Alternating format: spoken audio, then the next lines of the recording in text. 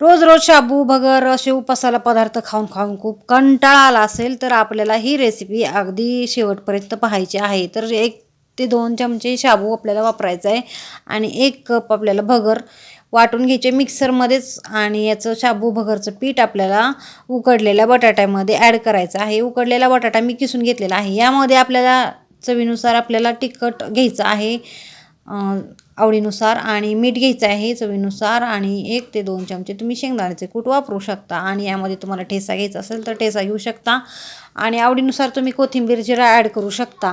तर या पद्धतीने मी फक्त उकडलेल्या बटाट्यामध्ये हे पीठ अशा पद्धतीने मळून घेतलेलं आहे. तर अशा पद्धतीने पीठ छान असं मळून झाले. 10 मिनटं आपल्याला हे मुरण्यासाठी भिजवण्यासाठी ठेवायचं आहे झाकून, आणि नंतर 10 मिनटांनी याला आपल्याला करायला घ्यायचं आहे. तर या पद्धतीने भिजलेलं आहे पीठ आणि आता आपल्याला करायची आहे अशी आगळी वेगळी रेसिपी. तर यासाठी मी थोडे छोटे छोटे गोळे करून अशा पद्धतीने लांब लांब अशा कांड्या करून घेणार. याची रेसिपी एकदम उत्तम होते आणि एकदम आगळी वेगळी कोणीच केली नसेल अशा टाईपमध्ये होते. तर पाहू शकता तुम्ही अशा पद्धतीने केलेलं आहे. तर मी एक तळलेली दाखवते. अशा पद्धतीने एकदम पोकळ होणार आहे आतमधनं, आणि पूर्ण बाहेरून असं कोटिंग आणि आतून एकदम पोकळ.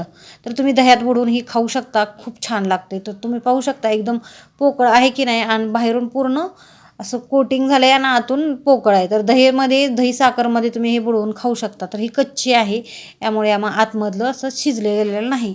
तर अशाच पद्धतीने हे सगळ्या कँडी आपल्याला पूर्ण करायच्यात आणि तळून घ्यायच्यात. तर मावेली इतके कढईमध्ये टाकून घ्यायचे आहेत.